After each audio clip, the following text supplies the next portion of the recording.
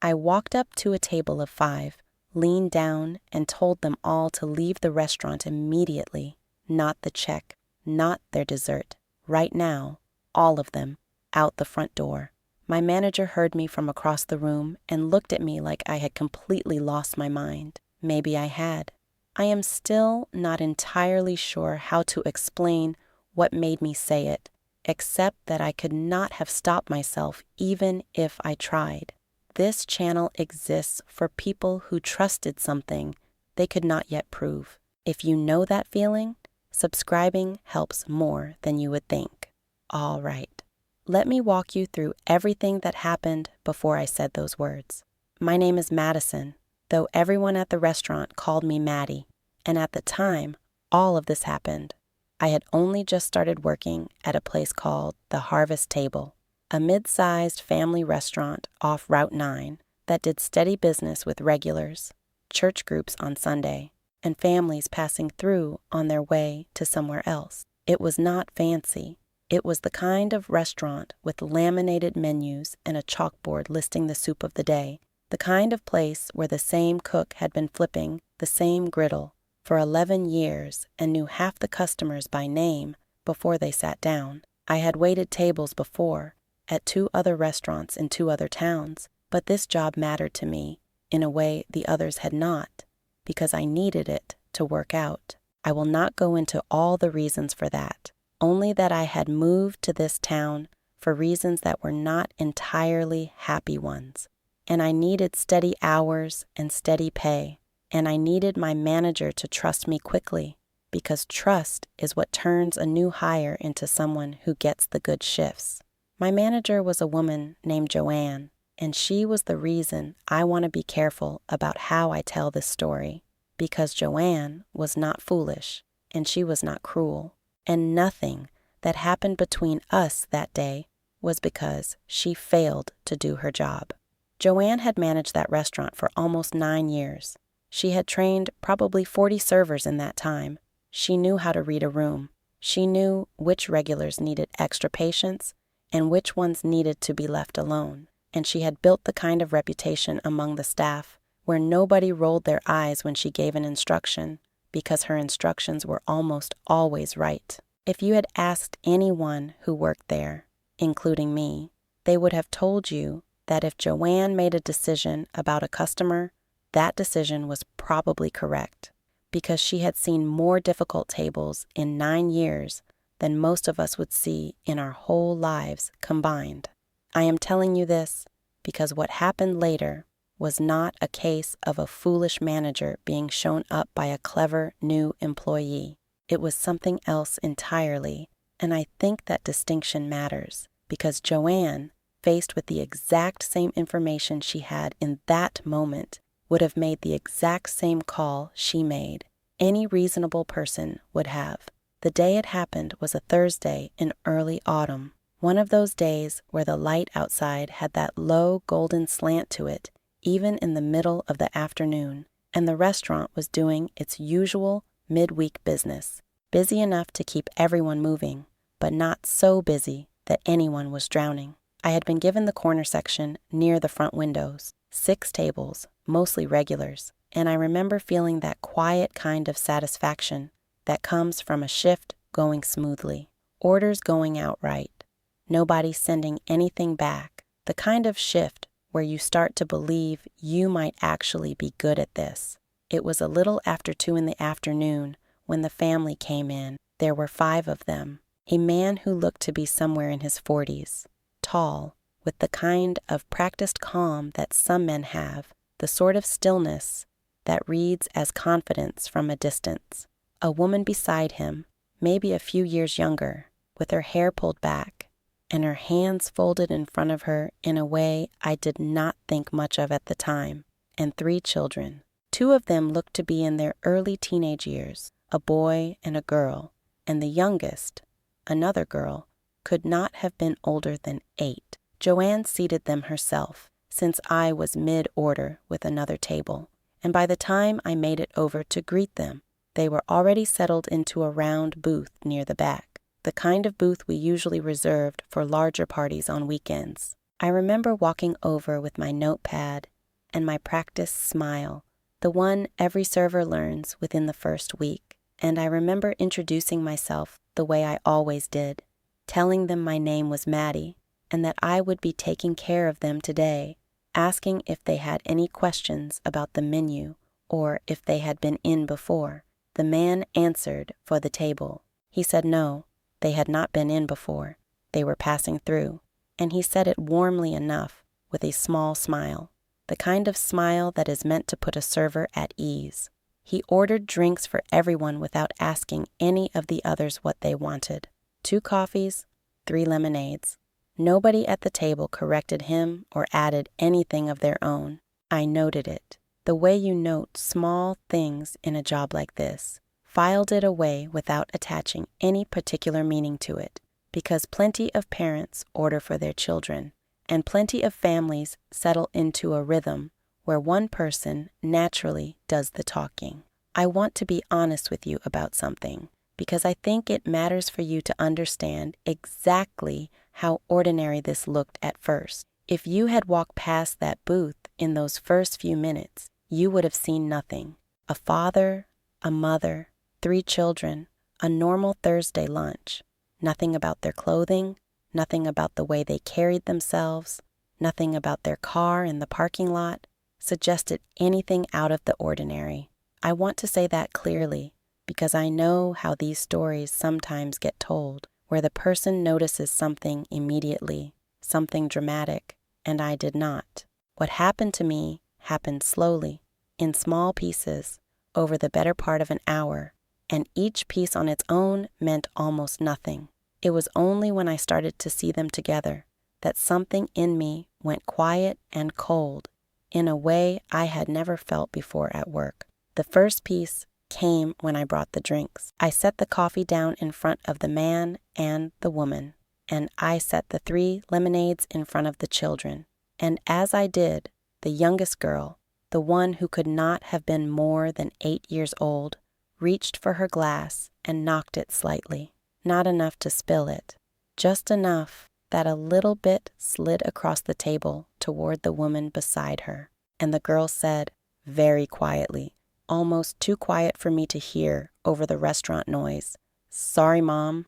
And then a half second later, so close behind it that I almost missed the gap entirely, she glanced at the woman and said it again, "Sorry, Carol," as though she had caught herself using the wrong word and corrected it. The woman did not react at all. She simply wiped up the small spill with her napkin and said it was fine, sweetheart. Don't worry about it. I remember standing there for a moment longer than I needed to, notepad in hand, telling myself I had misheard. Children misspeak all the time. They call teachers mom by accident. They call their mothers by the wrong name when they are tired or distracted. It happens constantly, and it means nothing. I told myself that, and I believed it mostly, and I walked away to check on my other tables. The second piece came about 15 minutes later when I returned to take their food order.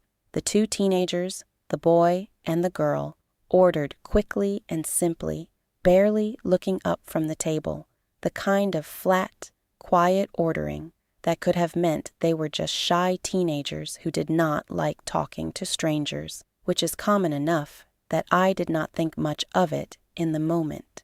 But when I got to the youngest girl, the 8-year-old, she started to say she wanted the grilled cheese, and before she finished the sentence, the man cut in smoothly and said she would have the chicken tenders instead, that she liked those better. The girl did not argue.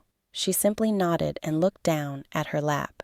Now, on its own, I want to be honest, that is nothing. Parents override their children's orders constantly, sometimes for allergies, sometimes because a kid changes their mind 5 times a minute and a parent just wants to move things along.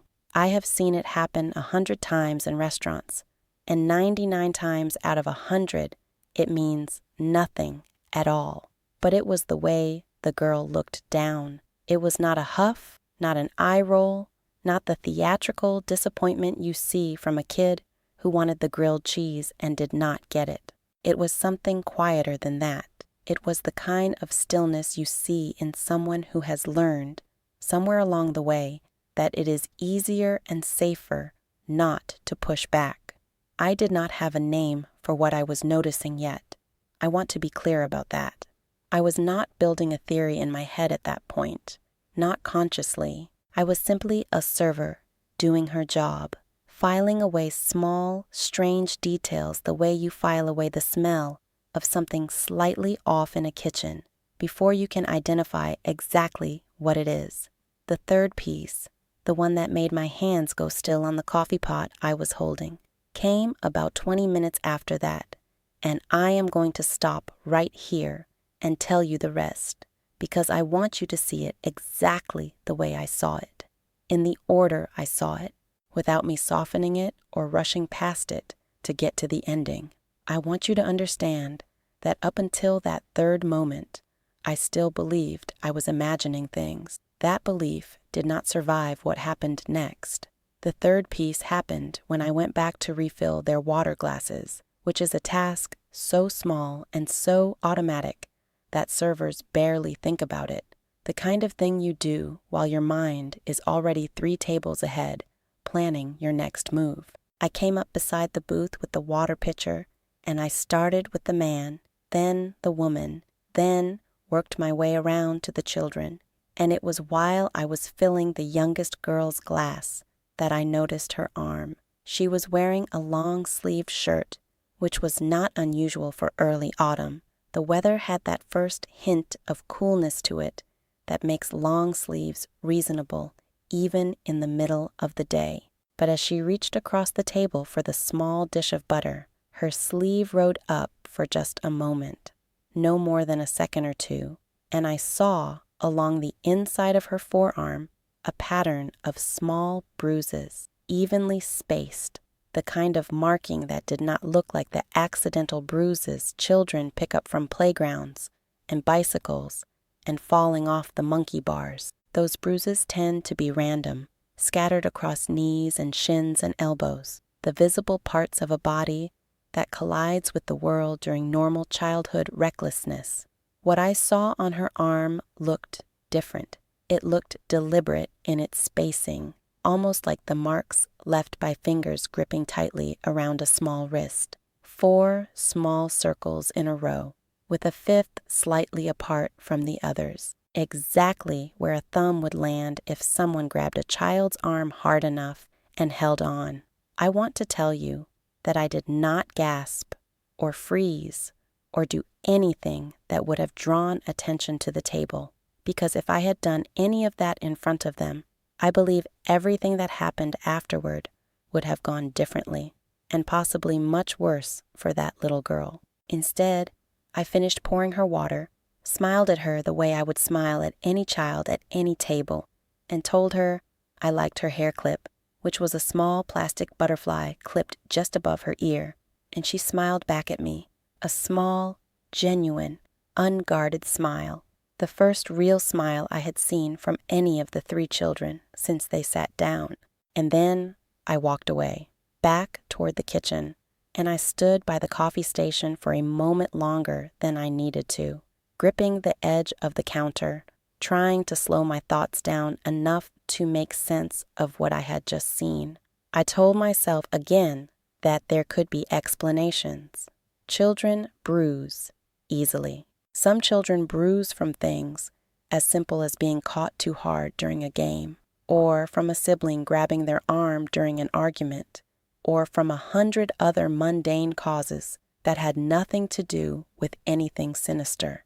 I did not want to be the server who saw one bruise and built an entire story out of it, because I understood, even in that moment, how serious an accusation like that would be, and how much damage it could do to a family if I was wrong.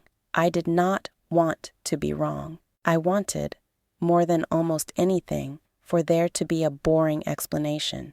But then I started putting the pieces next to each other in my mind, the way you lay puzzle pieces on a table before you know exactly where they fit.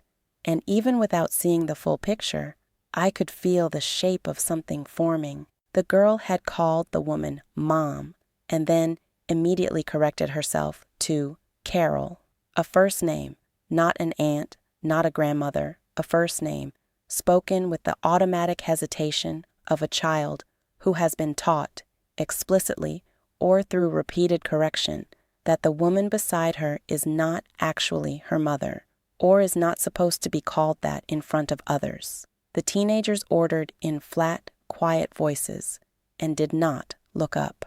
The youngest girl had her order changed for her without protest, and when she did not get what she wanted, she did not react the way children react when they are simply overruled by a parent who loves them. And now there were bruises on her arm that did not look like the ordinary bruises of childhood. None of these things, taken alone, proved anything. I understood that. I was not a doctor. I was not a psychologist. I was not a police officer. I was a 23-year-old waitress on her third week at a new job, and I had absolutely no way of knowing for certain what was happening at that table. But something underneath the reasoning part of my brain, some older and quieter part, had already made a decision, and it was not a decision I had talked myself into. It felt more like something I had recognized, the way you recognize a smell from your childhood before your conscious mind can name it. I went to check on my other tables, because I had to, because the restaurant does not stop moving just because one server has noticed something that unsettled her, and I remember serving plates to a table of regulars, an older couple named Hank and Diane who came in every Thursday and always ordered the same thing, and I remember smiling and making small talk with them about their granddaughter's upcoming wedding, all while some other part of my mind kept circling back to that booth near the back, unable to let it go. I looked over at the family several more times over the next 10 minutes, trying to observe them without seeming to observe them, and each time I looked, I noticed something new, or maybe I was only now able to see things that had been there the whole time, and I simply had not been looking for them. The man kept his hand resting on the back of the booth behind the youngest girl, not touching her exactly, but positioned in a way that felt less like affection and more like proximity, like a hand kept near a door to make sure it stays shut. The woman, Carol, spoke to the children in short, clipped sentences, none of them unkind exactly, nothing you could point to and call abuse if you heard only the words, but there was a flatness to her tone that struck me as strange for someone eating lunch with her family on an ordinary Thursday. And the oldest boy, the teenager, kept his eyes down on his plate the entire time, eating mechanically, the way you eat when eating is simply a task to complete, rather than something you are enjoying.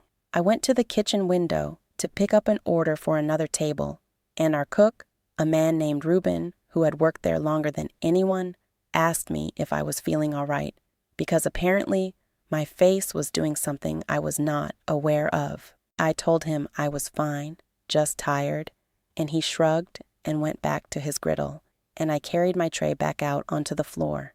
It was around this time that Joanne, my manager, walked past me near the register and asked, in the easy, checking in way managers do during a shift, how my section was doing. I almost told her right then. I almost stopped her and said, "Something feels wrong at the booth in the back. I do not know exactly what, but something feels wrong." I had the words halfway formed in my mouth, but I did not say them because I did not yet have anything solid to hand her, nothing beyond a corrected name and a change in lunch order and bruises that could, in the most charitable reading, have come from anything at all. I knew even then that Joanne could not act on a feeling. She needed something more than that, and I did not blame her for needing it, because I would have needed it too if our positions had been reversed. So I said my section was fine, and Joanne nodded and moved on to check the next table, and I went back to the booth near the back, this time to ask if they needed anything else before their food arrived. And it was in this visit, the fourth time I approached that table, that I noticed the detail that finally moved everything from a vague unease into something closer to certainty. It was small. It would have meant nothing to almost anyone else in that restaurant, but it meant something to me because of something in my own life that I have not yet told you, something that happened to me when I was younger than that little girl, and I am going to tell you about it because I think it explains why I was the one who noticed out of everyone in that restaurant, out of Joanne with her 9 years of experience, out of Reuben, who had seen thousands of families pass through that dining room. I noticed because I had once been on the other side of a moment exactly like this one, waiting for a stranger to see what I could not yet say out loud. I will tell you what that detail was and what happened to me as a child in just a moment. But first, I want to describe the next few minutes at that table exactly as they happened, because everything that came afterward, everything with Joanne, everything with the manager's decision that made her look at me like I had lost my mind, depended entirely on what I did next, standing there with my notepad in my hand and my heart doing something strange and slow and steady in my chest. Nothing like pounding, more like a held breath that refused to let go. I set down the refill of lemonade in front of the middle child, the teenage girl, and as I did, she looked up at me for the very first time since they had arrived.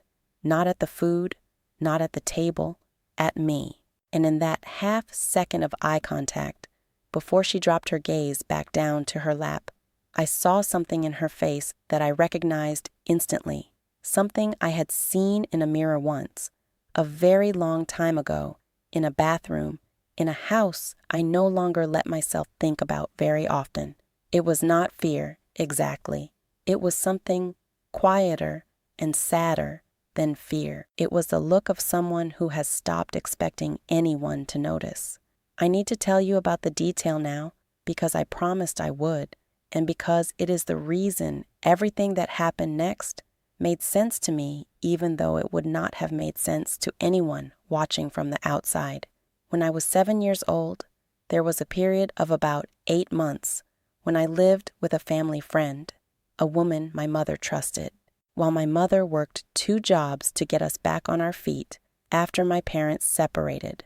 I will not go into the details of what happened in that house, because this is not a story about me, but I will tell you one small thing, because it matters here. During that time, I was taught, quietly and without anyone ever saying it directly, to check the position of a specific object before I answered a question. If a small ceramic dish on the kitchen counter was turned a certain way, it meant one kind of afternoon was coming, and if it was turned another way, it meant something else. I do not fully understand, even now as an adult, why my 7-year-old brain fixated on that dish the way it did, except that children who live inside uncertain and frightening situations often find something small and fixed to watch, some tiny piece of the world that seems to warn them before the larger threat arrives. It gives a child the illusion of control in a situation where they have none. I am telling you this because when I looked at the teenage girl at that table, the middle child, and I saw her look at the man before she answered any question directed at her, not a long look, barely a flicker of her eyes toward him and back, I recognized it instantly. It was not shyness. It was not a teenager deferring to her father out of ordinary respect. It was checking. It was the exact same motion I used to make toward that ceramic dish, 7 years old, standing in a kitchen that was not my own, learning to read a room before the room could hurt me. That was the detail. Not the bruises alone, not the corrected name alone, not the flat voices alone, but the sight of that girl's eyes flicking toward the man before she spoke, every single time, a habit so worn into her that she probably did not even know she was doing it anymore. I stepped back from the table and walked toward the kitchen, and I remember my hands were steady, which surprised me later when I thought back on it, because everything inside my chest felt like it had dropped through the floor. I was not shaking. I was not panicking. I felt, instead, unusually calm, the kind of calm that I think comes when a decision has already been made somewhere below the level of conscious thought, and all that is left is figuring out how to carry it out. I found Joanne near the service station, refilling a napkin dispenser, and I asked her if I could speak with her for a moment, privately, and something in my voice must have carried more weight than I intended, because she set down the napkins immediately and gave me her full attention. I told her what I had seen, all of it, in order, the way I have told it to you, the corrected name, the overridden order, the bruises on the girl's arm, evenly spaced, not the scattered kind, the flat voices from the older children, the way the middle daughter checked the man's face before she answered anything.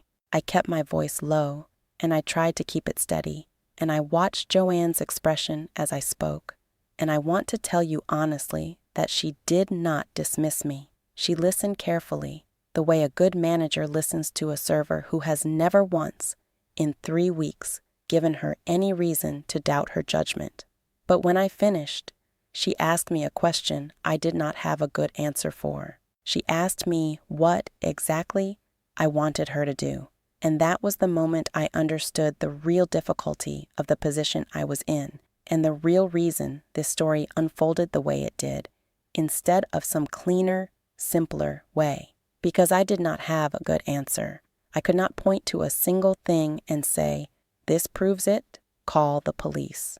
Bruises on a child's arm are not evidence of anything specific to a restaurant manager standing in the middle of a Thursday lunch rush. A corrected name could be explained a dozen ways. A stepmother the child was still adjusting to. A family friend the child called by a nickname out of habit. An overridden lunch order happens at every family restaurant in the country 100 times a day, and a teenager glancing at her father before answering a question is, on its own, meaningless. The kind of thing that happens in ordinary families with ordinary teenagers who are simply shy or private. Joanne told me, gently, that she understood I was concerned, and that she appreciated me bringing it to her rather than doing something rash on my own, but that she could not throw a family out of the restaurant based on what I had described. She said, and I remember this almost word for word, that if she started asking families to leave because something about them felt off to a server, she would be doing that every week, because people are strange and families are complicated, and most of what looks unusual from the outside has a boring explanation once you actually know the people involved. She was not wrong to say that. I want you to understand that clearly. Everything she said was reasonable. If I had been standing in her position, with 9 years of experience managing a restaurant and hearing every kind of complaint and concern from every kind of employee, and a new server with 3 weeks on the job came to me with a story built out of a mispronounced name and a bruise and a glance, I do not know that I would have acted any differently than she did. She told me to keep an eye on the table, to be polite and professional, and to let her know if anything more concrete happened. And then she went back to her napkins, and I went back to my section, carrying a weight in my chest that felt heavier than it had any right to feel, given how little I actually knew for certain. I want to pause here and ask you something, because I think this is the part of the story where it matters most. Have you ever known something was wrong before anyone around you was willing to admit it, and had to decide, all on your own, how far you were willing to go to act on it anyway? I would be curious to hear about that moment in the comments, because I think almost everyone carries at least one story like that. And I do not think enough of us ever talk about how lonely that particular kind of certainty can feel. I went back to the family's table to check on their food, which had just arrived, carried out by one of the other servers since I had been away speaking with Joanne. The children were eating now, the 2 older ones still mostly silent. the youngest one working through her chicken tenders with small, careful bites, and I noticed, as I approached, that her sleeve had been pulled back down properly, covering her arm completely, and I could not tell if that was an accident of the fabric settling or something more deliberate. I refilled water glasses again, more out of a need to stay near the table than out of any actual necessity, and it was while I was standing there that the youngest girl, the one with the butterfly clip in her hair, looked up at me and asked, in a small voice, if I had any crayons, because the restaurant next door to the one they used to go to always had crayons for the kids. I told her I would check, and I went to the hostess stand, where we kept a small box of crayons and paper placemats for young children, and I brought them back to her, and as I set them down in front of her, she said something that I did not fully register the significance of until much later that evening, lying awake in my apartment, replaying the entire day in my head. She said quietly, not looking up from the placemat she was starting to color, that she wished we could stay here forever because it was nice, and nobody yelled here.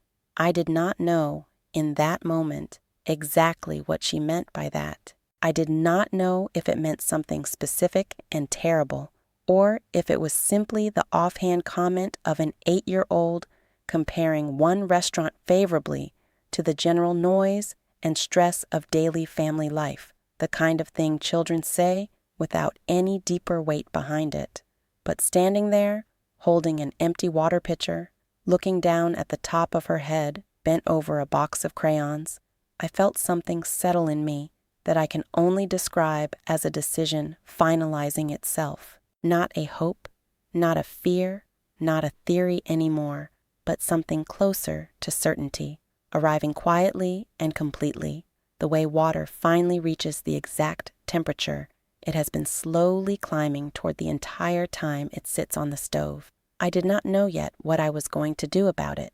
I only knew that I was no longer willing to simply keep refilling water glasses and hoping someone else at that table might say something concrete enough to justify action. Something was going to happen, and I was starting to suspect it was going to have to be me who made it happen, whether or not I had anything solid enough to hand to Joanne when she inevitably asked me to explain myself. I did not know then how right that suspicion would turn out to be, or how close I was about to come to losing the job I needed so badly in front of every customer in that restaurant, over a decision I still could not fully explain even to myself. For the next 20 minutes, I did what any server does during a lunch rush, which is to say I moved between tables, took orders, delivered food, refilled coffee, smiled at regulars, and rang up checks,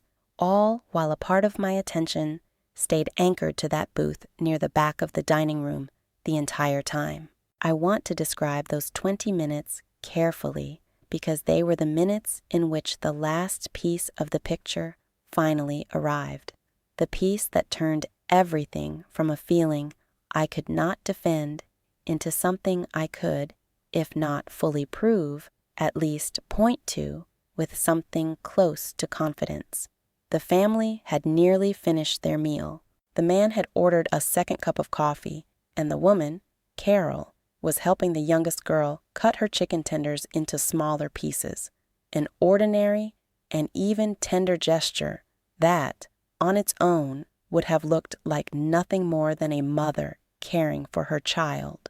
I want to be honest about that, because I think it is important for you to understand that even in these final minutes, nothing about this family looked monstrous from the outside. There was no shouting. There was no visible cruelty.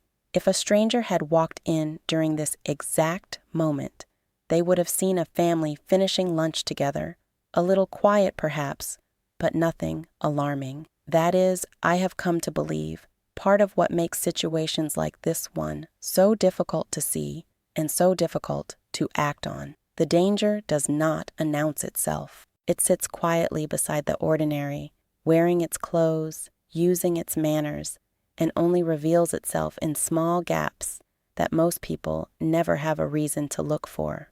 The gap I am about to describe came from the oldest child, the teenage boy, who had said almost nothing since the family arrived. He stood up from the booth and asked, in a flat voice directed at no one in particular, if he could use the restroom, and the man nodded without really looking at him, and the boy walked toward the back hallway where our restrooms were located, near the small alcove we used for high chairs and extra supplies. I happened to be walking in that same direction, carrying a tray of dirty dishes back toward the kitchen, and as I passed the alcove, I saw the boy standing there, not going into the restroom yet, but standing very still, facing the wall, with his phone held low against his side, half hidden by his body. I would not normally have thought anything of a teenager checking his phone in a hallway, except that something about the stillness of him, the way he kept glancing back toward the dining room every few seconds, made me slow my steps. I did not mean to overhear what he said. I want to be clear about that, because I have thought about this moment many times since, and I know how it sounds to say I simply happened to be close enough to hear a teenage boy speaking quietly into his phone in a restaurant hallway. But I was carrying a heavy tray, and I was moving slowly because of it, and the hallway was narrow, and I was, for those few seconds, close enough to hear him say, in a low and urgent voice, that he could not talk long, that he only had a minute, and then, after a short pause during which I assumed someone on the other end of the call was speaking, he said something that has stayed with me exactly, word for word, ever since. He said, "I do not think this one is going to work either, same as the others. Please, just find out how much longer. I do not think we can wait for the paperwork this time." I kept walking. I did not stop. I did not look at him. I carried my tray into the kitchen and set it down on the counter and stood there for a moment, with both hands flat on the stainless steel surface, trying to understand exactly what I had just heard, and trying to understand why my entire body had gone cold. In a way, it had not gone cold, even when I first saw the bruises on the little girl's arm, same as the others. Find out how much longer we can wait for the paperwork. I did not know, in that moment, precisely what those words meant. I still do not claim to have understood the full truth of that family's situation from a single overheard sentence in a hallway, but I understood enough. I understood that this teenage boy, speaking urgently and quietly into a phone, using words like paperwork and same as the others, was not describing an ordinary family lunch. He was describing a process, a repeated one that, based on the tone of his voice, was not going well, and one that he seemed desperate to have finished, or perhaps desperate to escape from entirely before whatever came next. I went back out onto the floor, and I saw the boy emerge from the restroom a moment later and slide back into the booth beside his siblings, his face arranged back into the same flat, unreadable expression he had worn the entire meal, as though the call in the hallway had never happened. I want to tell you what went through my mind in the following minute, because it is the minute that led directly to the words you heard at the beginning of this video. I thought about the corrected name. I thought about the bruises, evenly spaced, deliberate looking. I thought about the middle daughter checking the man's face before she spoke, the exact same motion I used to make toward a ceramic dish in a kitchen that was not mine 20 years ago now, though it still does not feel that far away some days. I thought about the youngest girl saying she wished they could stay here forever because nobody yelled, and now I had a teenage boy in a hallway. Speaking of paperwork and of this one not working out either, same as the others, in a voice tight with something that sounded very much like fear.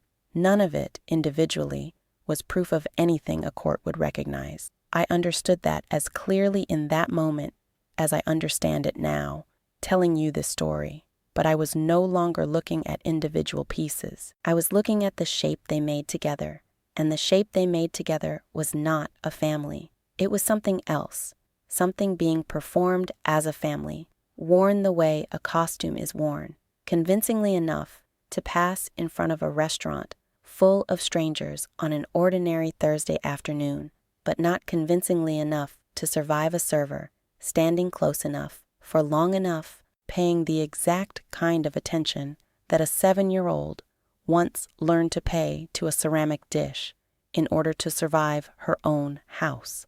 I walked toward the back of the restaurant, toward the small office where Joanne kept the schedule book and the register deposits, and I found her there, going over an invoice from one of our produce suppliers, and I told her what I had just heard in the hallway, word for word, as close as I could remember it. Joanne set down the invoice and looked at me for a long moment, and I could see her turning it over in her mind, weighing it the way a careful, experienced person weighs something that might matter enormously or might mean nothing at all. She asked me if I was certain of the exact words, and I told her I was, because they had lodged themselves in my memory in a way that ordinary overheard conversation never does. She asked me if I thought the boy had noticed me in the hallway, and I told her I did not think so, because he had not reacted, had not stopped talking, or lowered his voice further when I passed.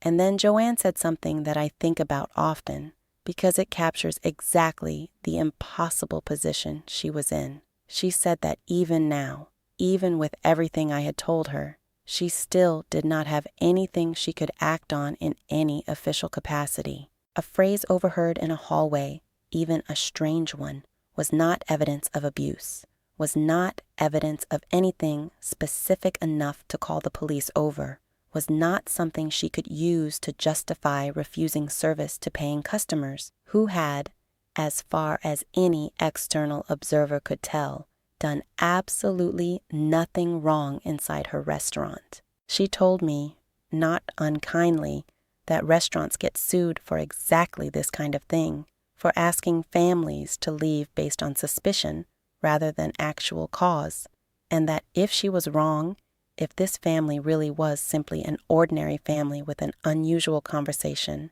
and an anxious teenager and a child who bruised easily, she could cost the restaurant a great deal of trouble and cost that family a humiliating and undeserved public scene. I understood every word of what she said. I want you to understand that I agreed with her reasoning, even as I stood there feeling something inside me pulling harder and harder in the opposite direction.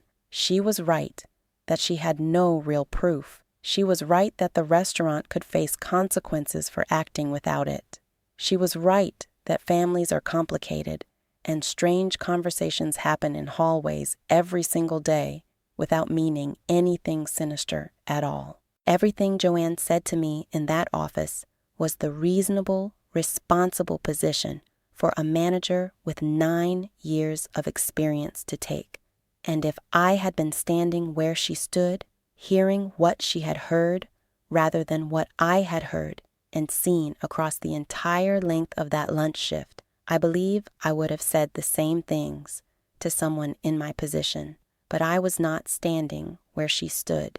I had watched that family for the better part of an hour, piece by piece, detail by detail, in a way that Joanne, busy running an entire restaurant, simply had not been able to. And something in me, some old and stubborn and hard-won instinct built years before I ever set foot in that restaurant, refused to let the moment pass, simply because I could not yet explain it in terms a manager could act on. I told Joanne I understood, and I left her office, and I walked back out onto the floor. And I want to tell you honestly that I did not walk out there with a plan. I did not have a strategy. I only knew with a certainty that felt less like a decision and more like gravity that I was not going to spend the rest of that lunch shift simply refilling that family's water glasses and watching them walk out the front door with those 3 children into a car and away from the only strangers who had spent the last hour actually looking at them. I walked toward the booth near the back of the dining room, and as I got closer, I saw the man reaching for the check that another server had already placed on the table, and I understood that within a few minutes, unless something changed, this family would pay, stand up, and leave, and whatever I had seen and heard that afternoon would simply become a strange story I told myself for the rest of my life, wondering forever what I should have done and did not. I did not want that to be the story. I stopped a few feet from the table, and I felt my heart do that same slow, steady, held breath thing it had done earlier. Not racing, not pounding, just present and enormous inside my chest. And I opened my mouth, and I said the words I told you at the very beginning of this video. I told them to leave immediately. Not the check, not their dessert. Right now, all 5 of them, out the front door.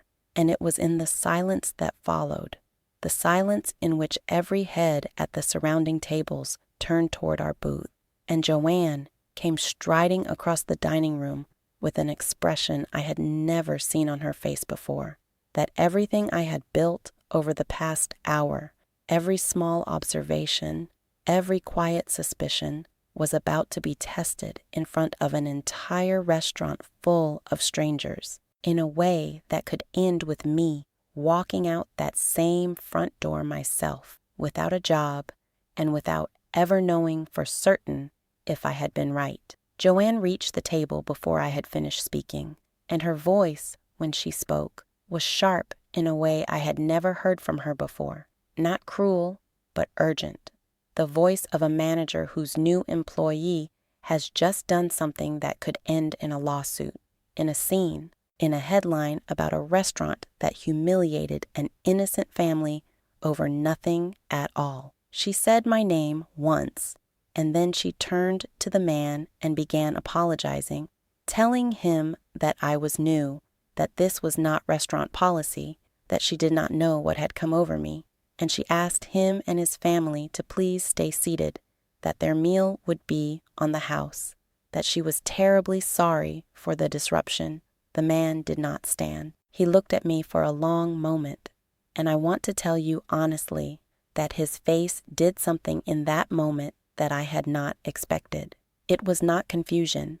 It was not the offended outrage of an innocent man wrongly accused in front of a room full of strangers. It was something closer to calculation, a quick, sliding assessment, the kind of look a person gives when they are deciding in real time whether the safest path forward is to stay and argue or to leave quickly and quietly. He said, in a voice that was still perfectly calm, still perfectly reasonable sounding, that he did not appreciate the accusation, whatever it was, and that his family would be leaving, but not because of anything I had said, simply because he had lost his appetite for the atmosphere.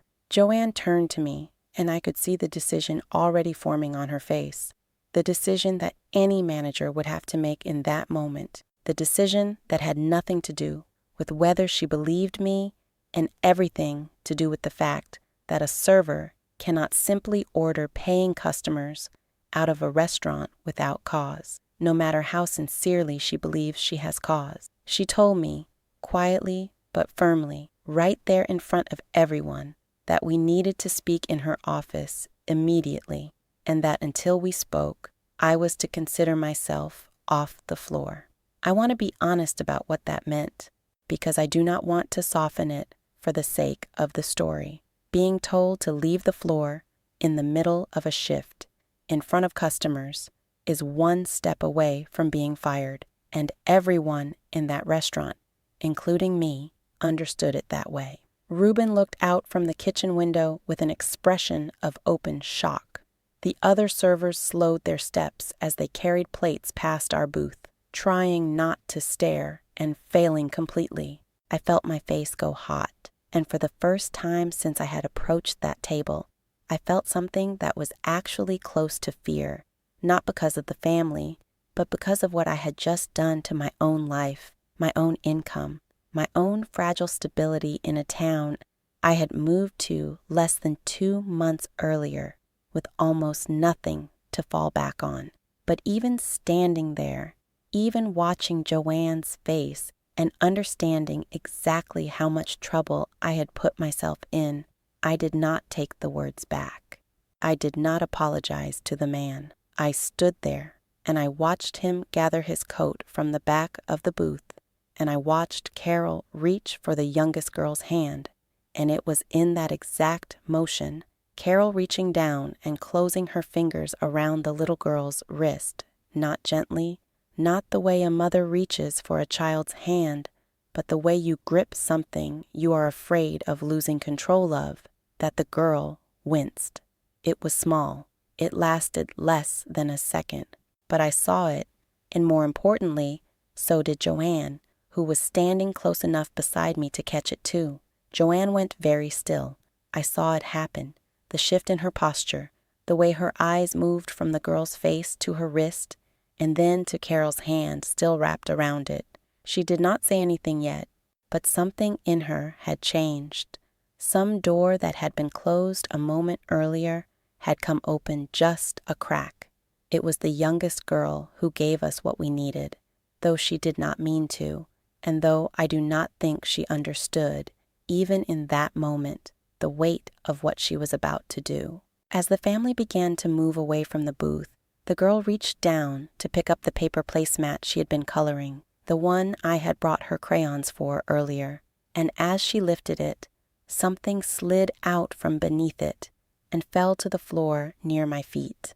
I bent down and picked it up before anyone else could reach it. It was a folded piece of paper, worn soft at the creases, as though it had been folded and unfolded many times, and for a moment I almost simply handed it back to her without looking at it, the way you return something politely without prying.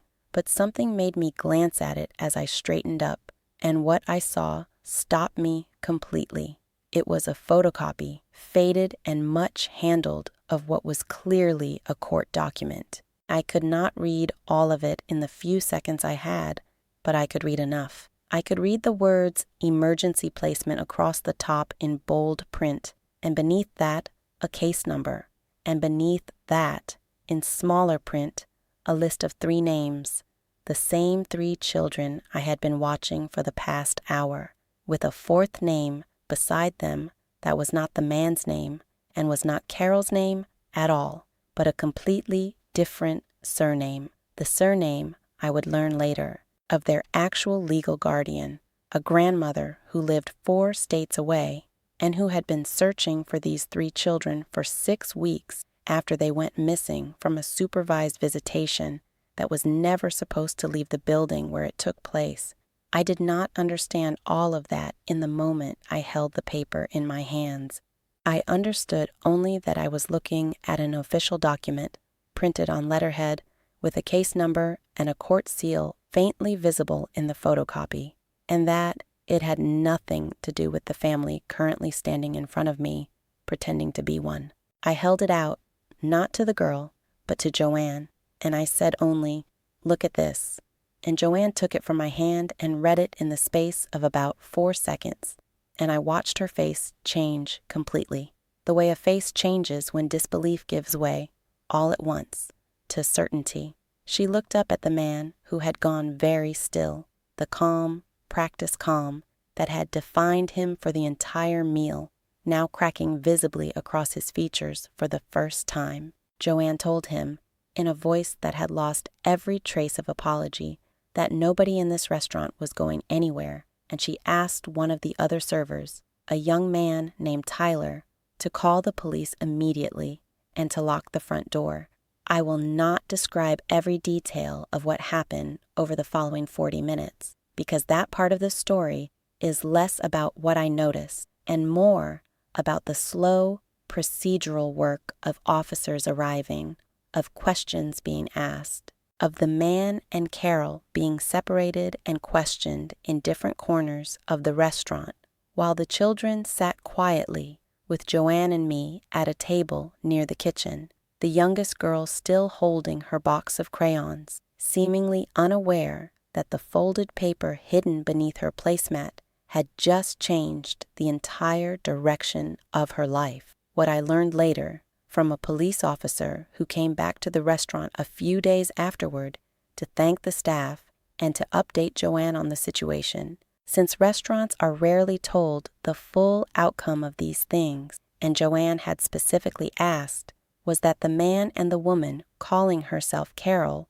were not related to the children at all. They had been foster placement caretakers, briefly, months earlier, in a different state, and when that placement was terminated due to concerns raised by a caseworker, they had taken the 3 children anyway, during a transition period, and had been moving them across state lines ever since, using forged transfer paperwork to explain their custody to anyone who asked, staying in a new town every few weeks, enrolling the children briefly in schools under altered names before pulling them out again before anyone could ask too many questions.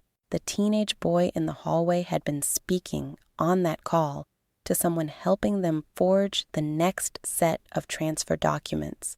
The paperwork he had said might not come through in time.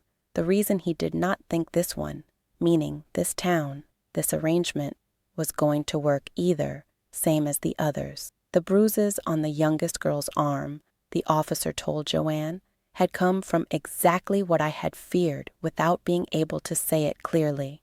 Not an accident, not ordinary childhood recklessness. The grandmother, when she was finally reunited with all 3 children 2 days later at a family services office 3 states away, told a caseworker that the youngest girl had a nervous habit, going back to before any of this happened, of asking too many questions when she was frightened, and that the man had a habit of his own for quieting her. I did not go back to work the rest of that shift. Joanne told me to go home, not as a punishment, but because she said, and I remember this exactly, that I looked like I needed to sit somewhere quiet for a while.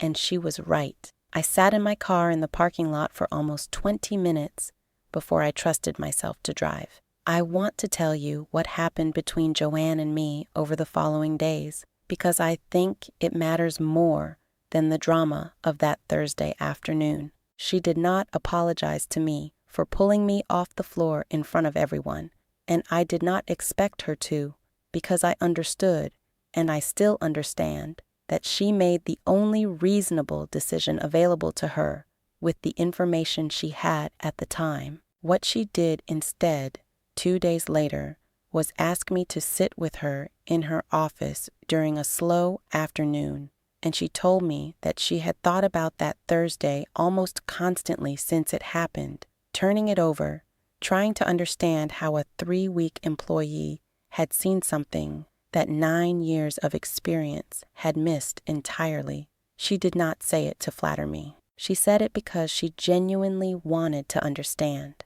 And I told her, for the first time since I had started working there, about the ceramic dish in a kitchen that was not my own, and about a 7-year-old girl who learned to read danger before she had the words to describe it. Joanne did not say much after I finished. She only nodded and reached across her desk and told me that from that day forward, if I ever came to her again with something that felt wrong, even if I could not fully explain why, she would listen differently than she had listened that Thursday.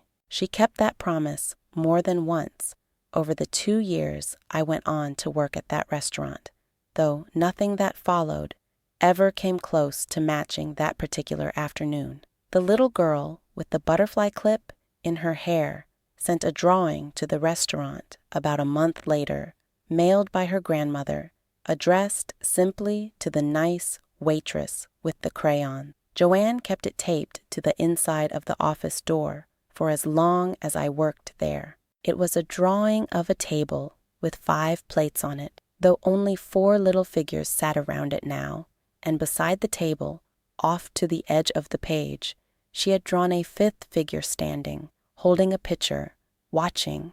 I still have a photograph of that drawing on my phone. I look at it sometimes, on days when I doubt myself, when I second guess something I noticed but cannot yet prove. And it reminds me that the noticing is not nothing, even when it feels like nothing, even when everyone around you needs more than a feeling before they can act. If this is the kind of story that stays with you the way it stayed with me, subscribing means you will be here the next time someone trusts what they cannot yet explain. I will see you in the next one.